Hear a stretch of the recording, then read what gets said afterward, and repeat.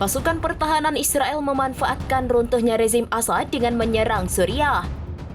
IDF terang-terangan menyeberang ke wilayah Suriah untuk pertama kalinya sejak perang Oktober 1973. Pejabat Israel mengatakan pasukan darat melewati zona perbatasan demilitarisasi menggunakan tank. Tak hanya itu, jet tempur Israel juga melancarkan serangan udara bertubi-tubi. Rudal jet tempur menargetkan puluhan depot penyimpanan senjata rudal hingga lokasi produksi senjata. Israel berdalih serangan ini untuk menghindari penggunaan senjata tentara Suriah oleh kelompok pemberontak di negara itu. Merespons langkah pasukan Israel tersebut, Iran mengutuk keras. Kementerian Luar Negeri Iran juga murka atas keberadaan tentara Israel di Golan Suriah. Ia lantas mengkritik Barat dan negara pendukung Zionis yang hanya diam melihat serangan baru IDF. Iran menyerukan PBB untuk mengambil tindakan tegas agar Israel berhenti menyerang Suriah.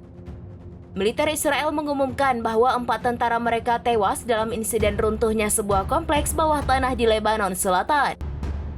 Mereka tewas tertimbun di terowongan bawah tanah pada Minggu 8 Desember 2024 sore. Keempat prajurit itu diketahui bertugas di Brigade Pasukan Penerjun Payung Cadangan ke-226, Batalion ke-9263 yang tengah melakukan operasi. Mereka adalah Mayor Purnawirawan Evgeny Zinershain dan Kapten Purnawirawan Sagi Yakov Rubinstein. Sedangkan 2 lainnya adalah Sersan Mayor Purnawirawan Binyamin Destaun Negose dan Sersan Kelas 1 Purnawirawan Eres Ben Efraim. Zinershain diketahui merupakan komandan kompi, sedangkan Rubinstein adalah komandan peleton.